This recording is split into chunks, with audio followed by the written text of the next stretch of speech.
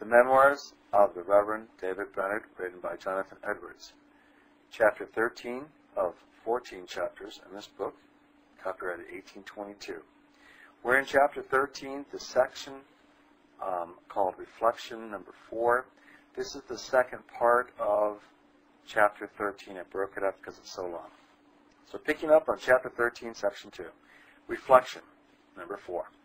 The preceding history serves to confirm those doctrines usually called the doctrines of grace. For if it be allowed that there is truth, substance, or value in the main of Brainerd's religion, it will undoubtedly follow that those doctrines are divine, since it is evident that the whole of it, from beginning to end, is according to that scheme of things, all built on those apprehensions, notions, and views which are produced and established in the mind of those doctrines. He was brought by doctrines of this kind to his awakening and deep concern about things of a spiritual and eternal nature. By these doctrines his convictions were maintained and carried on, and his conversion was evidently altogether agreeable to this scheme, but by no means agreeing with the contrary and utterly inconsistent with the Arminian notion of conversion or repentancy. His conversion was plainly founded in a clear, strong conviction and undoubting persuasion of the truth of those things appertaining to these doctrines against which Arminians most object, and about which his own mind had contended most. His conversion was no confirming and perfecting of moral principles and habits by use and practice and industrious discipline, together with the concurring suggestions and conspiring aids of God's Spirit, but entirely a supernatural work, at once turning him from darkness to marvelous light, and from the power of sin to the dominion of divine and holy principles. It was, in effect, in no respect produced by his strength or labor, or obtained by his virtue, and not accomplished till he was first brought to a full conviction that all his own virtue, strength, labors, and endeavors could never avail anything towards producing or procuring this effect. A very little while before, his mind was full of the same cavils against the doctrines of God's sovereign grace, which are made by Arminians, and his heart full even of opposition to them. God was pleased to perform this good work in him just after a full end had been put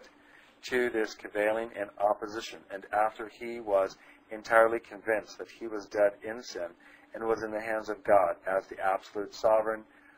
unobliged, sole disposer, and author of true holiness. God showing him mercy at such a time is a confirmation that this was a preparation for mercy, and consequently that these things which he was convinced of were true. While he opposed, he was the subject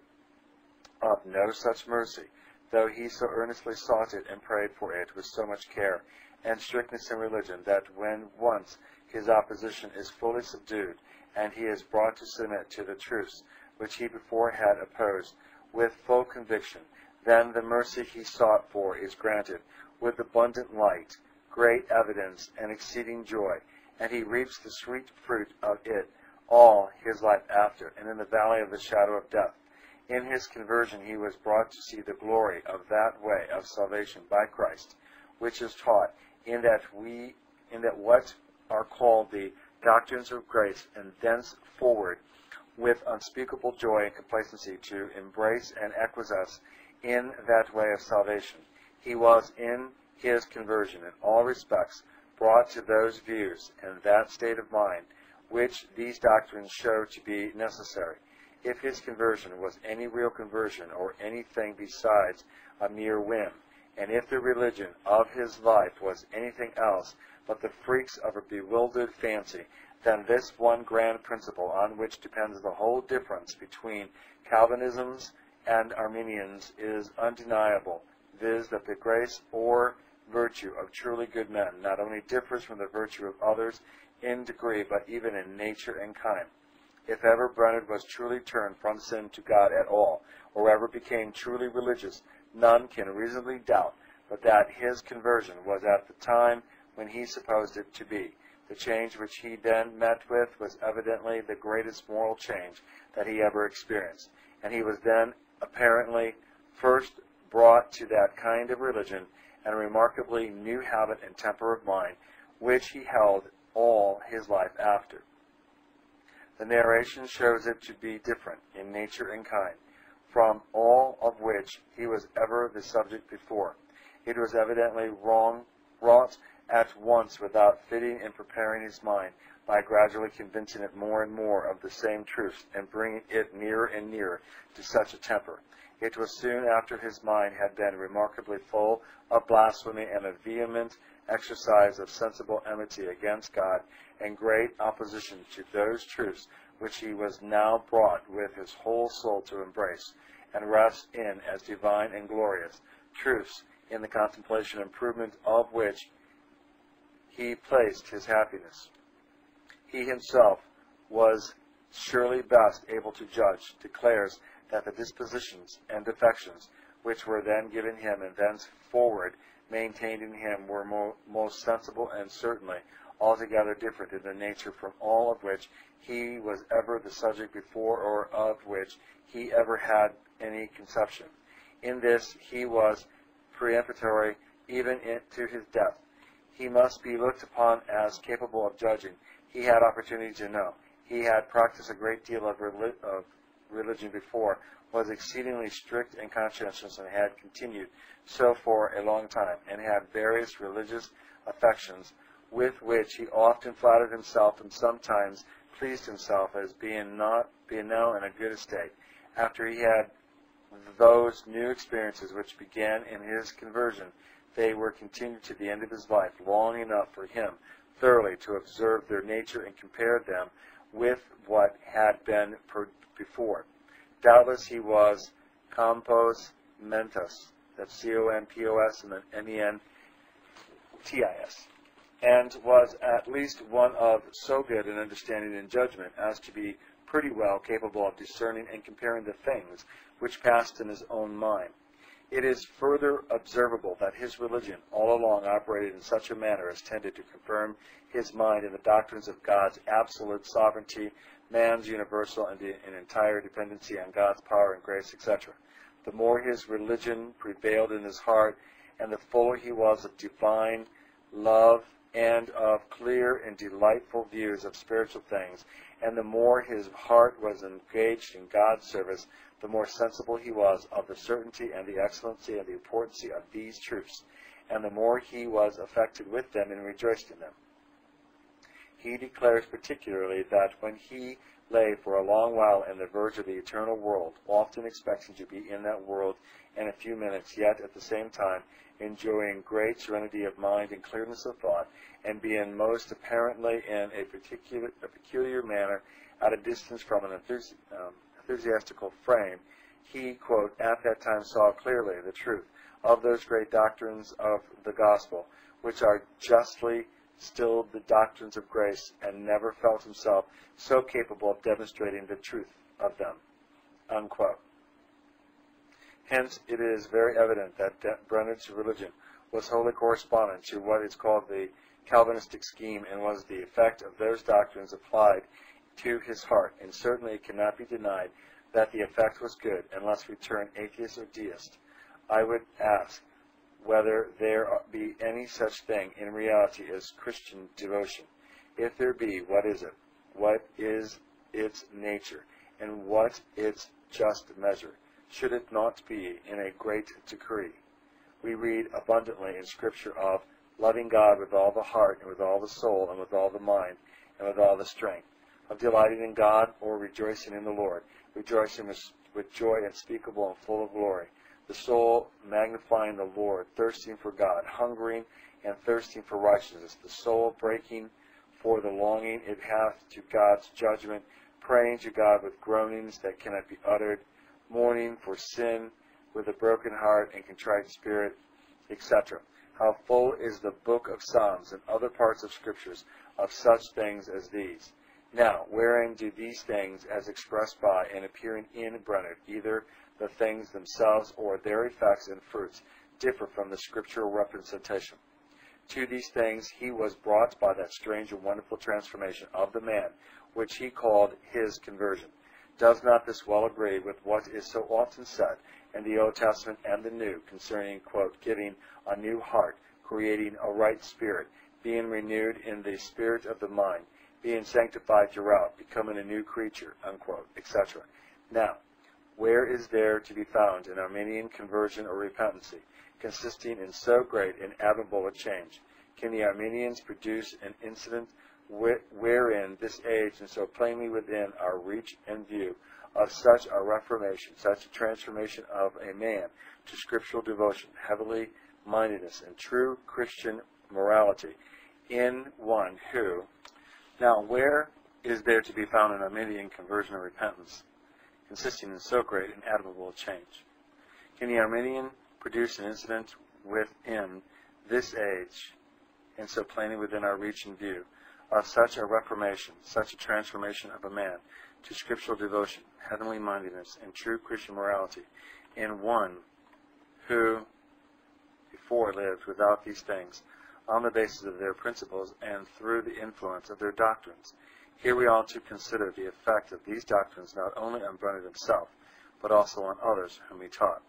It is absolutely pretended and asserted of late that these doctrines tend to undermine the very foundation of all religion and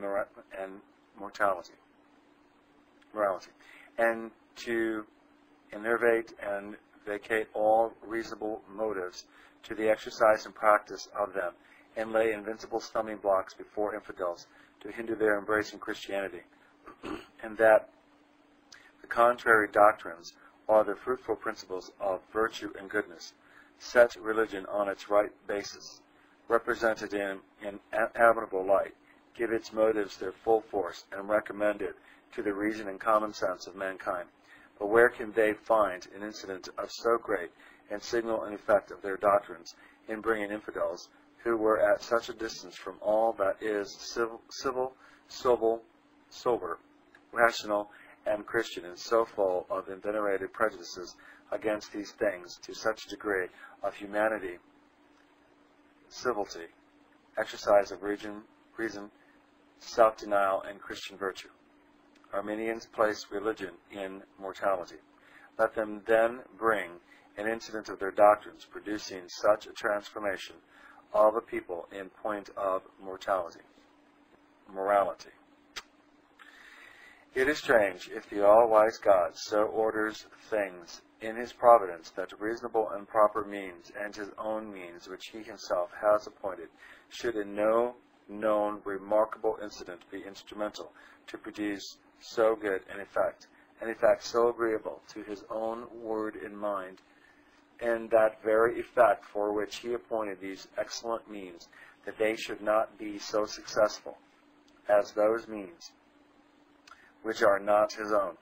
but very contrary to them, and of a contrary tendency, means that are in themselves very absurd, and tend to root all religion and virtue out of the world, to promote and establish infidelity, and to lay an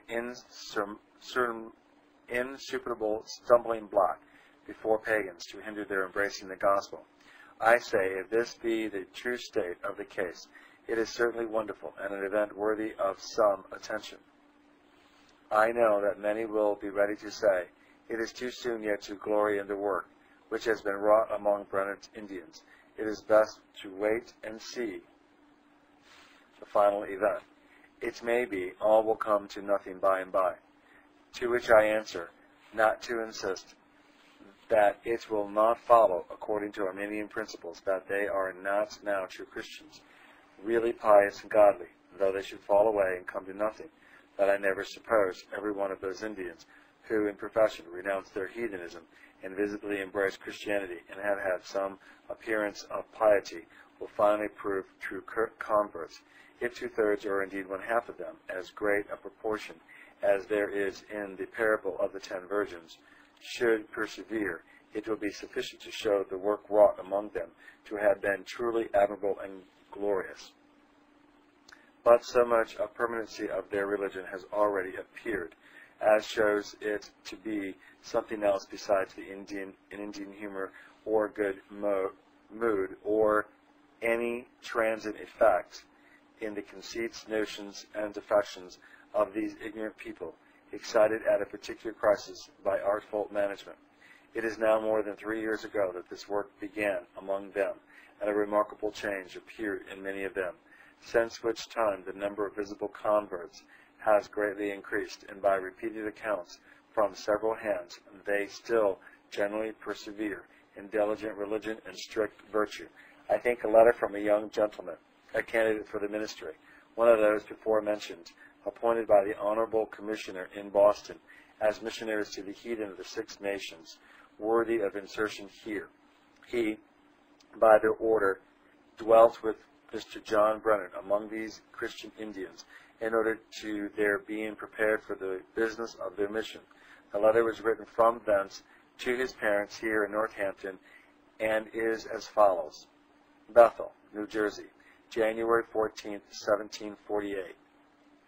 Honored and dear parents, after a long and uncomfortable journey, by reason of bad weather, I arrived at Mr. Brainerd's, the 6th instant, where I designed to stay this winter, and as yet, upon many accounts, am well satisfied with my coming hither. The state and circumstances of the Indians, spiritual and temporal, much exceed what I expected. I have endeavored to acquaint myself with the state of the Indians in general, with particular persons, and with the school, as much as the short time I have been here would admit.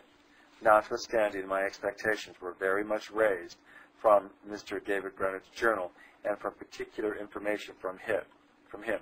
Yet I must confess that in many respects they are not equal to that which now appears to me to be true concerning the glorious work of divine grace among the Indians. The evening after I came to town, I had opportunity to see the Indians together,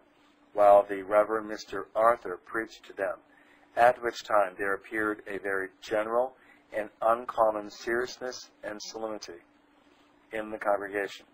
This appeared to me to be the effect of an inward sense of the importance of divine truths, and not because they were hearing a stranger, which was abundantly confirmed to me the next Sabbath, when there was the same devout attendance on divine service, and a surprising solemnity appearing in the performance of each part of the divine service. Some, who are hopefully true Christians, appear to have been at that time much enlivened and comforted,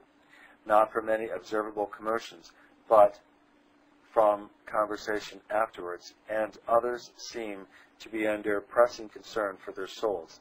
I have endeavored to acquaint myself with particular persons, many of whom seem to be very humble and growing Christians, although some of them, as I am informed, were before their conversion most monstrously wicked. Religious conversation seems to be very pleasing and delightful to many, and especially that which relates to the exercises of the heart. And many here do not seem to be real Christians only, but growing Christians also, as well in doctrinal as experimental knowledge. Besides my conversation with particular persons, I have had opportunity to attend upon one of Mr. Brainerd's catechism lectures, where I was surprised at their readiness in answering questions to which they had not been used. Although Mr. Brainerd complained much of their uncommon deficiency, it is surprising to see this people, who not long since were led captive by Satan at his will, and living in the practice of all manner of abomination, without the least sense even of moral honesty, yet now living soberly and regularly, and not seeking every man his own, but every man in some sense his neighbor's good. And to see those who but a little while past knew nothing of the true God, now worshiping him in a solemn and devout manner, not only in public, but in their families and in secret, which is manifestly the case, it being a difficult thing to walk out in the woods in the morning without disturbing persons at their secret devotion. It seems wonderful that this should be the case not only with adult persons, but with children also.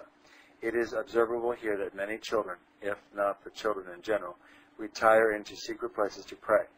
and as far as at present I can judge, This is not the effect of custom and fashion, but of real seriousness and thoughtfulness about their souls. I have frequently gone into the school and have spent considerable time there among the children, and have been surprised to see not only their diligent attendance upon the business of the school, but also the proficiency they have made in it, in reading and writing, and in their catechisms of divers sorts. It seems to be as pleasing and as natural to these children to have books in their hands as it does for many others to be at play. I have gone into a house where there has been a number of children accidentally gathered together, and observed that every one had his book in his hand and was diligently studying it. About 30 of these children can answer all the questions in the Assembly's catechism, and the greater part of them are able to do it with the proofs to the fourth commandment. I wish there were many such schools. I confess that I never was acquainted with such a one in many respects. Oh, that what God has done here may prove to be the beginning of a far more glorious and extensive work of grace among the heathens. I am your obedient and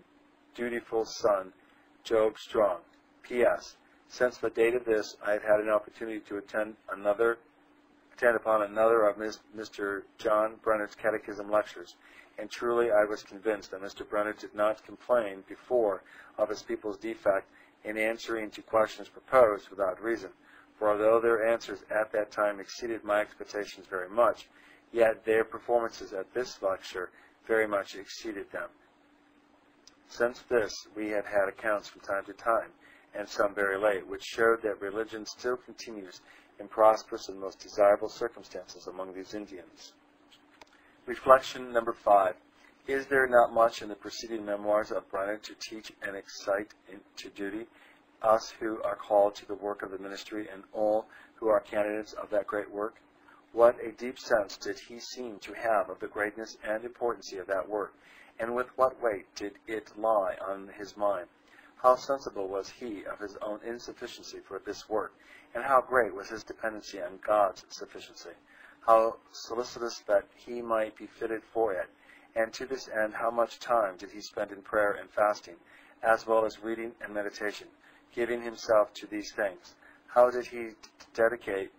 his whole life, all his powers and talents to God, and forsake and renounce the world with all its pleasing and ensnaring enjoyments, that he might be wholly at liberty to serve Christ in this work, and to please him who had chosen him to be a soldier under the captain of our salvation? With what solicitude, solemnity, and diligence did he devote himself to God our Savior, and seek his presence and blessing in secret at the time of his ordination? And how did his whole heart appear to be constantly engaged, his whole time employed, and his whole strength spent in the business he then solemnly undertook, and to which he was publicly set apart? His history shows us the right way to succeed in the work of the ministry. He sought it as a resolute soldier seeks victory in a siege or battle, or as a man who runs a race and seeks a great prize. Animated with love to Christ and the souls of men, how did he labor always frequently, not only in word and doctrine, in public and private, but in prayers day and night, wrestling with God in secret, and travailing in birth, with unutterable groanings and agonies, until Christ were formed in the hearts of the people to whom he was sent? How did he thirst for a blessing on his ministry, watch for souls as one that must give an account? How did he go forth in the strength of the Lord God, seeking and depending on a special influence of the Spirit to assist and succeed him? What was the happy fruit at last, though after long waiting and many dark and discouraging appearances? Like a true son of Jacob, he persevered in wrestling through all the darkness of the night until the breaking of the day. His example of laboring, praying, denying himself, and enduring hardness with unfainting resolution and patience, and his faithful vigilance and prudent conduct in many other respects, which it would be too long now particularly to recite, may afford instruction to missionaries in particular. Reflections number 6. The foregoing account of David Brainerd's life may afford instruction to Christians in general, as it shows in many respects the right way of practicing religion in order to obtain the ends and receive the benefits of it, or how Christians should run the race set before them, if they would not run in vain, or run as uncertainly, but would honor God in the world, adore their profession, be serviceable to mankind, have the comforts of religion while they live, be free from disquieting doubts and dark apprehensions about the state of the soul, enjoy peace in the approaches of death, and finish their course with joy. In general, he much recommended for this purpose the redemption of time, great diligence in the business of the Christian life, watchfulness, etc. And he very remarkably exemplified these things. Particularly his example and success with regard to one duty, and in a special manner may be of great use to both ministers and private Christians. I mean the duty of secret fasting. The reader has seen how much Brainerd recommends this duty and how frequently he exercised himself in it.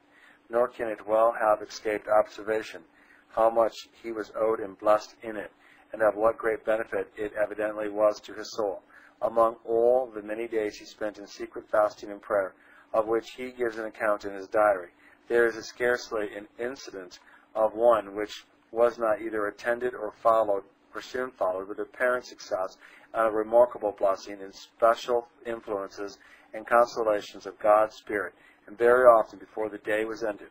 But it must be observed that when he set about this duty, he did it in good earnest, stirring himself up to take hold of God, and continuing instant in prayer, with much of the spirit of Jacob, who said to the angel, I will not let thee go, except thou bless me. Reflection number 7. There is much in the preceding account to excite and encourage God's people to earnest prayers and endeavors for the advancement and enlargement of the kingdom of Christ in the world. Brainerd set us an excellent example in this respect. He sought the prosperity of Zion with all his might, and preferred Jerusalem above his chief joy. How did his soul long for it and pant after it? How earnestly and often did he wrestle with God for it? And how far did he, in these desires and prayers, seem to be carried beyond all private and selfish views, being animated by a perfect love to Christ, an earnest desire of his glory, and a disinterested affection to the souls of mankind. The consideration of this not only ought to be an incitement to the people of God, but may also be a just encouragement to them to be much in seeking and praying for a general outpouring of the Spirit of God and an extensive revival of religion. I confess that God's giving so much of a spirit of prayer for this mercy to so eminent a servant of his, and exciting him in so extraordinary a manner, and with such vehement thirstings of soul, to agonize in prayer for it from time to time through the course of his life, is one thing among others, which gives me great hope that God has a design for accomplishing something very glorious for the interests of his church before long. One such incident as this, I conceive, gives more encouragement than the common, cold, formal prayers of thousands. As Brainerd's desires and prayers for the coming of Christ's kingdom were very special and extraordinary, so I think we may reasonably hope that the God who excited those desires and prayers will answer them with something special and extraordinary. And in a particular manner do I think it worthy of notice for our encouragement that he had his heart, as he declared, unusually drawn out in longings and prayers for the flourishing of Christ's kingdom on earth, that he was in the approaches of death, and that with his dying breath he breathed out his departing soul into the bosom of his Redeemer, in prayers and panting after the glorious event, aspiring in very great hope that it would soon begin to be fulfilled. I wish that the thoughts which he in his dying state expressed of that explicit agreement and visible union of God's people in extraordinary prayer for a general revival of religion, lately proposed in a memorial to Scotland, which has been dispersed among us, may be well considered by those who hitherto have not seen fit to fall in with that proposal. But I forbear to say any more on this head, having already largely published my thoughts upon it in a discourse written on purpose to promote that affair. with which I confess I wish that every one of my readers may be supplied, not that my honor, but that this excellent design might be promoted. As there is much in Brainerd's life to encourage Christians to seek the advancement of Christ's kingdom in general, so there is in particular to pray for the conversion of the Indians on this continent, and to exert themselves in the use of proper means for its accomplishment. It appears that he, in his unutterable longings and wrestlings of soul for the flourishing of religion, had his mind peculiarly intended on the conversion and salvation of these people, and his heart more especially engaged in prayer for them. If we consider the degree and manner in which he, from time to time, sought and hoped for an extensive work of grace among them, I think we have reason to hope that the wonderful things which God wrought among them by him are but a forerunner of something yet much more glorious and extensive of that kind. This may justly be an encouragement to well-disposed charitable persons to honor the Lord with their substance by contributing as they are able to promote the spreading of the gospel among them. This also may incite and encourage gentlemen who are incorporated and entrusted with the care and disposal of those liberal benefactions which have already been made by pious persons to that end, and likewise the missionaries themselves that are or may be employed, and it may be of direction unto both, as to the proper qualifications of missionaries, and the proper measures to be taken in order to their success.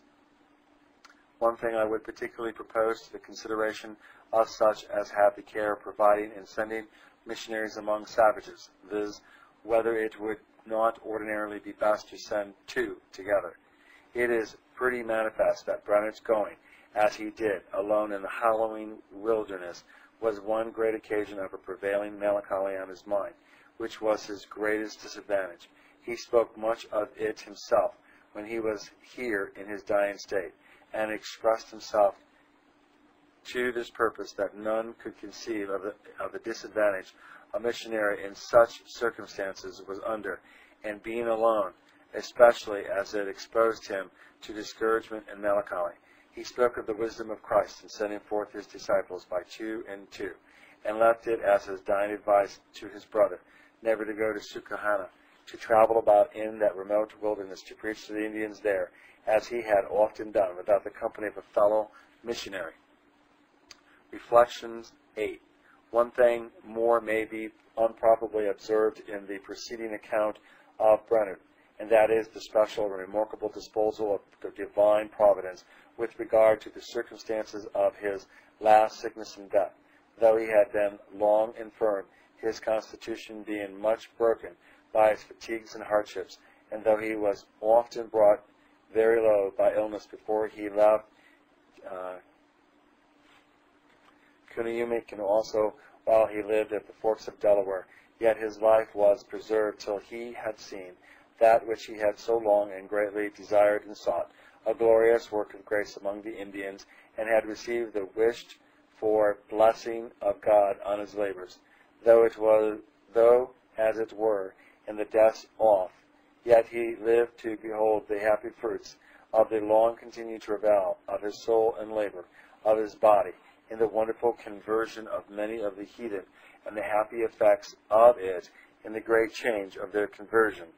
with many circumstances which afforded a fair prospect of the continuance of God's blessing upon them, as may appear by what I shall presently further observe. Thus he did not depart till his eyes had seen God's salvation.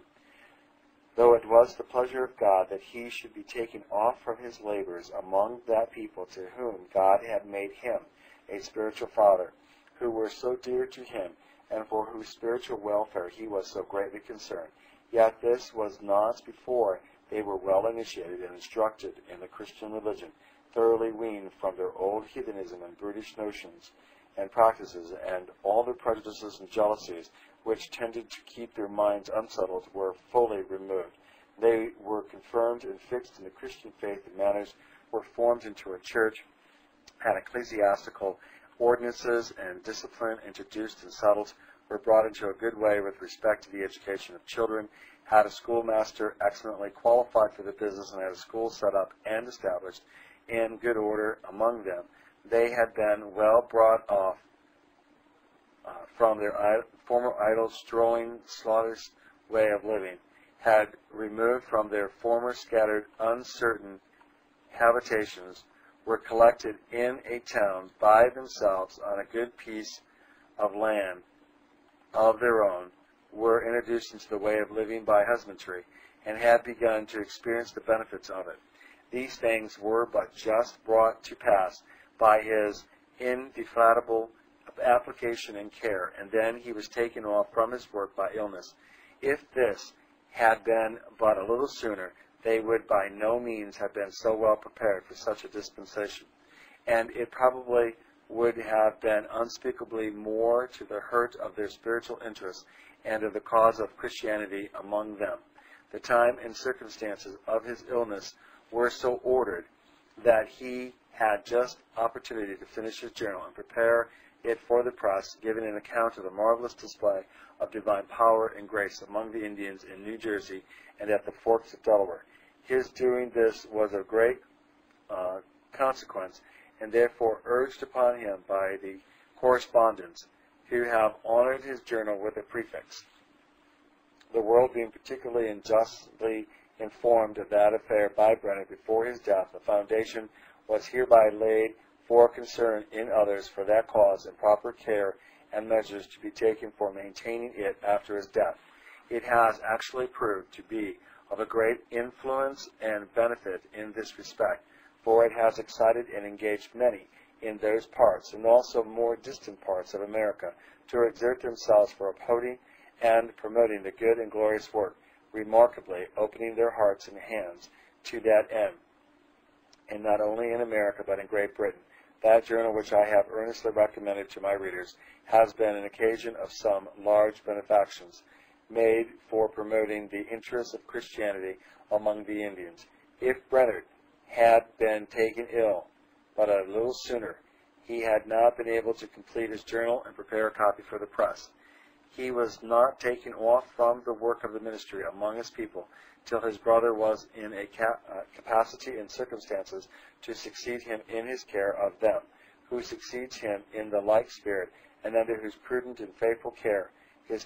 congregation has flourished, and been very happy since he left them, and probably could not have been so well provided for otherwise. If Brainerd had been disabled sooner, his brother would by no means have been ready to stand up in his place, having taken his first degree at college, but about that very time that he was seized with his fatal consumption. Though in that winter in which he lay sick at Mr. Dickinson's in Elizabethtown, he continued for a long time in an extremely low state, so that his life was almost despaired of, and his state was sometimes such that it was hardly expected that he would live a day. Yet his life was spared a while longer, and he lived to see his brother arrive in New Jersey, being come to succeed him in the care of his Indians, and he himself had opportunity to assist in his examination and introduction into his business, and to commit the conduct of his dear people to one whom he well knew and could put confidence in, and use freedom with, in giving him particular instructions and charges, and under whose care he could leave his congregation with great cheerfulness. The providence of God was remarkable in so ordering it that before his death he should take a journey in New England and go to Boston, which was in many respects of very great and happy consequence to the interests of religion, and especially among his own people. By this means, as before observed, he was brought in acquaintancy with many persons of note and influence, ministers and others, belonging both to the town and various parts of the country, and had opportunity under the best advantages to bear testimony for God and true religion, and against those false appearances of it which have proved most perjurious to the interests of Christ's kingdom in the land. The providence of God is particularly observable in this circumstance of the testimony which he there bore for true religion, viz., that he there was brought so near the grave, and continued for so long a time on the very brink of eternity, and from time to time looked on himself, and was looked on by others as just leaving the world, and that in these circumstances he should be so particularly directed and assisted in his thoughts and views of religion to distinguish between the true and the false with such clearness and evidence, and that after this he should be unexpectedly and surprisingly restored and strengthened so far as to be able to converse freely. Then he had an opportunity and special occasion to declare the sentiments he had in these, which to human apprehensions were his dying circumstances, and to bear his testimony concerning the nature of true religion, and concerning the mischievous tendency of its most prevalent counterfeits and false appearances, as things he had a special, clear, distinct view of at that time, when he expected in a few minutes to be in eternity, and the certainty and importance of which were then in a peculiar manner impressed on his mind. Among the happy consequences of his going to Boston were those liberal benefactions that have been mentioned, which were made by piously disposed persons for maintaining and promoting the interests of religion among his people, and also the meeting of a number of gentlemen in Boston of note and ability to consult upon measures for that purpose, who were excited by their acquaintancy and conversation with Brainerd, and by the accounts of the great things which God hath wrought by his ministry to unite themselves, that by their joint efforts and contributions they might promote the kingdom of Christ and the spiritual good of their fellow creatures among the Indians in New Jersey and elsewhere. It was also remarkable that Brainerd should go to Boston at that time, after the Honorable Commissioner there of the corporation in London for propagating the gospel in New England and parts adjacent had received Dr. Williams' legacy for maintaining 2 missionaries among the heathen, and at a time when they, having concluded on a mission to the Indians of the Six Nations, were looking out for fit persons to be employed in that important service. This was the occasion of their committing to him the affair of finding and recommending suitable persons, which has proved a successful means of 2 persons being found and actually appointed to that business, who seem to be well qualified for it, and to have their hearts greatly engaged in it. One of them have been solemnly ordained to that work in Boston, and has now gone forth to one of those tribes, who have appeared well disposed to receive him, it being judged not convenient for the other to go till the next spring, by the reason of his bodily infirmity. Footnote: the appointment of these gentlemen to this mission has been hitherto much smiled on by Providence, as in other respects, so particularly in wonderfully opening the hearts of many to contribute liberally, to show excellence of design. Besides the benefactions in Boston, a number of persons in Northampton, with much cheerfulness, have given about £1,600 otennium, and a particular person in Springfield has devoted a considerable part of his estate to this interest. End of footnote. Footnote from the reader. Sometimes the print is so bad that you can't even read. You have to suppose what it says. That's why I took time to read that. End of footnote from the reader. These happy consequences of Brainerd's journey to Boston would have been prevented in case he had died when he was brought so near to death in New Jersey, or if after he came to Northampton, where he was much at a loss and long deliberating which way to bend his course, he had determined not to go to Boston. The providence of God was observable in his going to Boston at a time when not only the honorable commissioners were seeking missionaries to the Six Nations, but also just after his journal, which gives an account of his labors and success among the Indians, had been received and spread in Boston. His name was thus known, and the minds of serious people were well preserved to receive his person, and the testimony he there gave for God, to exert themselves for the upholding and promoting the interests of religion in his congregation and among the Indians elsewhere, and to regard his judgment concerning the qualifications of missionaries, if he had gone there the fall before, when he had intended to make his journey into New England, but was prevented by a sudden great increase of his illness, or if he had not been unexpectedly detained in Boston, for when he went from my house, he intended to make but a very short stay there, it would not probably have been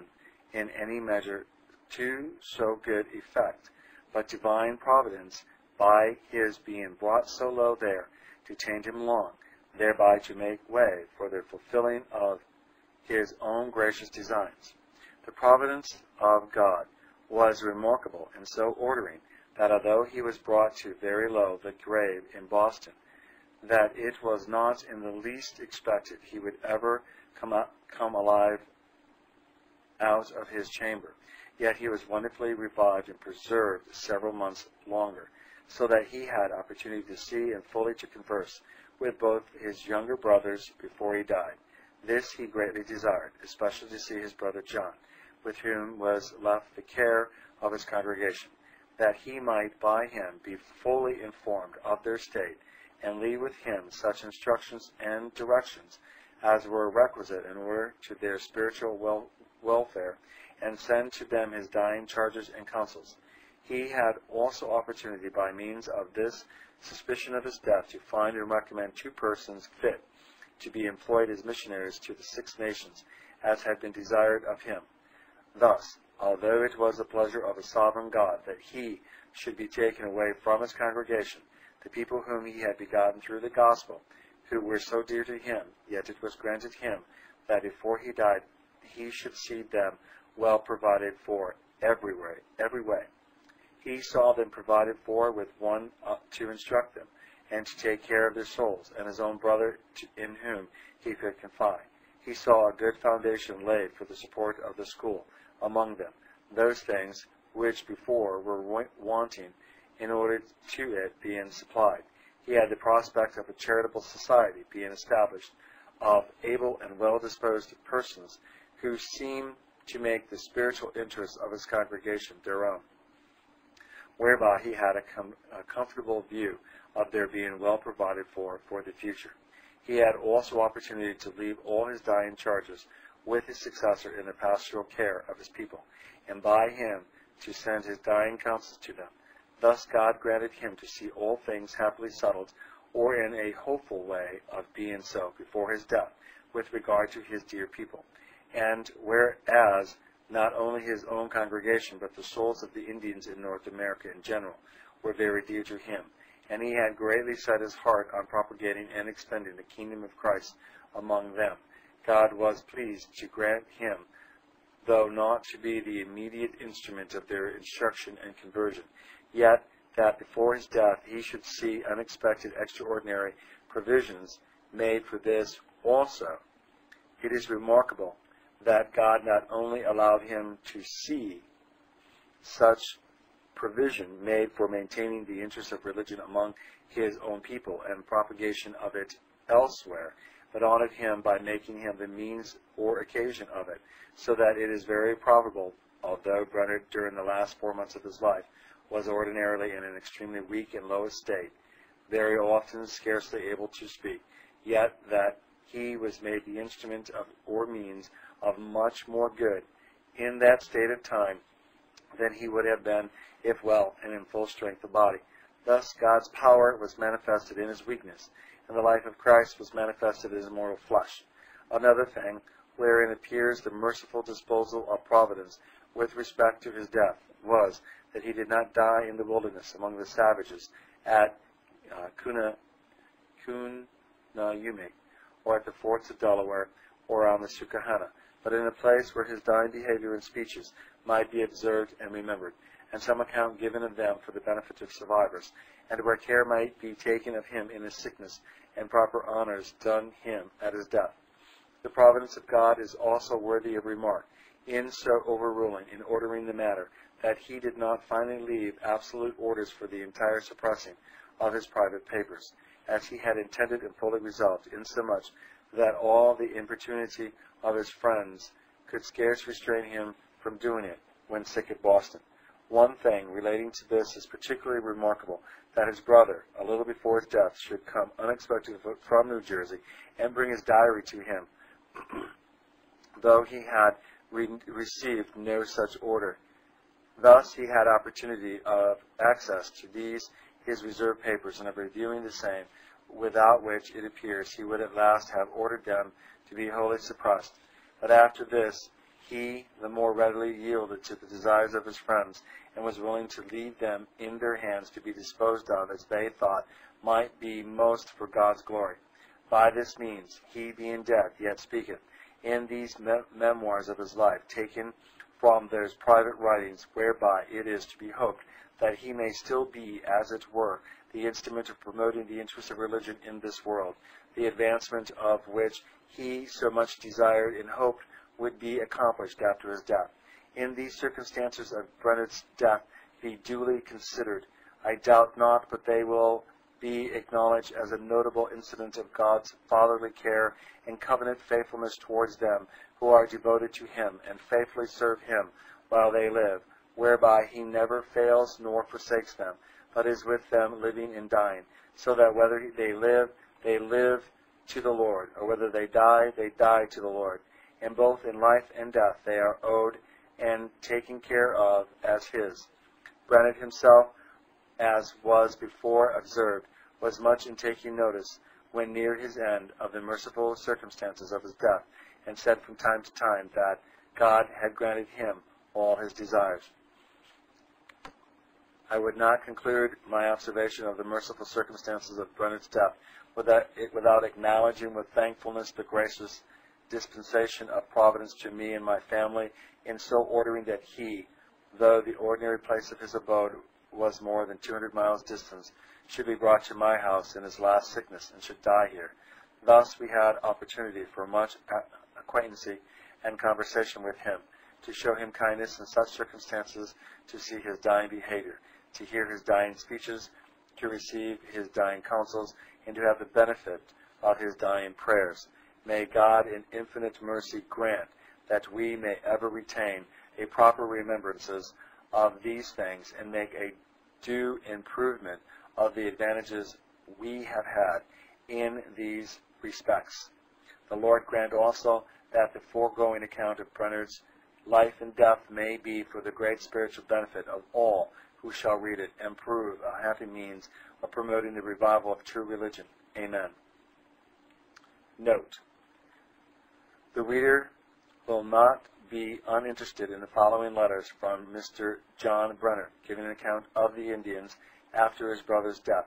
The first is an extract from a letter to his friend in England, dated Bethel, October 4th, 1752. I have now been employed as a missionary among these Indians for about 4 years and a half, besides officiating for my brother several months during his last sickness. In this space of time, the number has considerably increased, though for more than 2 years after I came, we were visited with much sickness and great mortality. We have now near 40 families belonging to our society, and our church consists of 37 communicants, besides 2 or 3 more who stand as candidates for admission. Our school has sometimes consisted of above 50 children, but the number at present is not altogether so great. I have spent the most of my time since I have been employed as a missionary among these people, but have not wholly confined myself to them. I have taken several journeys out among the more remote Indians, and some to those at a great distance. By this means, with the blessing of God on my labors, I have persuaded numbers to come from distant places and settle here, where they and their children have the advantages of instruction, which I trust have been blessed to the saving conversion of some. May the Lord daily increase their number. We have a very considerable number of serious, regular Christians who are an ornament to religion, although some who make a profession have grievously backslidden. The Lord has preserved and continued a Christian congregation together, although many attempts have been made by Satan and his instruments to disperse and destroy it. After mentioning the obstacles which hindered the conversion of the Indians to Christianity, such as their love of strong drink, their indolent, wandering, unsteady disposition, the wickedness of some white people who prejudiced them against the missionaries, the temptations which which the whites throw in their way, some of them buying drink and giving it gratuitously to see if they cannot make the Christian Indians drunk, and the want of more liberal support to the missionaries for carrying them through difficult journeys and taking Christian Indians along with them, he proceeds. I hope and trust, as this work of grace among the Indians comes to be more generally known and spread abroad, there will be a greater plenty of provision for the prevention of the same, and may the Lord hasten the blissful time. Upon the whole, though I am feeling sensibly of many difficulties and discouragements in Christianizing the Indians, yet I cannot but think that there has been, and still is, as much encouragement as could rationally have been expected before any attempts of this kind were made, and that which is sufficient for us still to act upon and to make further attempts of this nature. There is ground to hope that within these 7 years last past, there have been at least 40 persons savingly converted to God, even in this small place, which at most does not contain above 200 souls, old and young of all sorts, and where there any sufficiently zealous to go to the more remote places where there are great numbers of these miserable savages, who can tell what the Lord would do? What a glorious prospect might soon open! The quarterly days of prayer for the prosperity of Zion are observed by some in these parts, and have been very constantly attended in my congregation, and some of my people have appeared very affectionate and warmly engaged at such times. May the Lord hear and answer the supplication of his people, and cause his church to arise and flourish, to become a praise in the whole earth. I would desire a remembrances in your addresses to the throne of grace for me, for my people, and for the cause of God among the Indians. If you should have leisure and think it worthy while to write, please to direct for me at Bethel in New Jersey to the care of Mr. William Grant, merchant, in 2nd Street, Philadelphia, or to the care of Mr. Denny's Day Burton, B-E-R-D-T, merchant in Artillery Court, Cheswall Street, London. I am, and etc., John Brainerd. The second was to the phrases of the Society in Scotland, dated Bethel, October 22nd, 1753. Since my last letter to your Lordship, which bears date March 2nd, 1753, I have steadily attended to the business of the mission, and have not been absent from my charge except on some necessary occasions, and then only for a short space. I have endeavored to attend strictly to my commissions and instructions, preaching the gospel, administering the sacraments, catechizing both the grown people and the children, visiting my people, praying and conversing with the sick, attending funerals, and watching all opportunities to do them good. I have constantly attended public worship 3 times on the Lord's Day, steadily once and sometimes more in the rest of the week. Besides, I have advised the people, especially of late, to meet at least one evening in a week at a private home, which they do in the several parts of their town, sometimes at one house and sometimes at another. This meeting I have generally attended, and carried it on by prayer, singing of psalms or hymns, and religious conversation. At these meetings I have addressed myself to particular persons, inquired into the state of their souls, warn, exhort, encourage, etc., as I see occasion. When I am absent, the meeting is carried on by religious conversation, together with prayer and singing. My endeavors, through the blessing of heaven, have been, I hope, attended with some degree of success. I have had the satisfaction of admitting one adult person to baptism, who, I trust, is a real, true convert to God, and savingly acquainted with Jesus Christ, and sundry children have been the subject of that divine ordinance. I can also inform your Lordship and the Society that many of our former converts adore their profession by a sober, virtuous life, but some, I must needs say, have grievously backslidden, which has been matter of unspeakable grief to me, and done more to exhaust my spirits and wear me out than all the bodily fatigues I have ever undergone in the prosecution of this ministry. Unquote. Afterwards, he writes of great difficulties which the Indians have labored under of late with regard to their lands, and of the lamented death of a promising young Indian whom the Society was engaging for the ministry, of whom he says, quote, "He had been a member of Princeton College nearly 2 years, was much beloved by his classmates and the other scholars, and made a decent, handsome appearance among them. He died of a quick consumption. I had opportunity of conversing with him in the latter part of his sickness, and though he was under some darkness, yet his discourse was good, and discovered much of the Christian. I am, etc., John Brainerd." Okay, that ends chapter 13, the second section of it. That was being read by Peter John Parisi, also known as Brian Dean. You can make as many copies as you desire. To the glory of God, they are not copyrighted.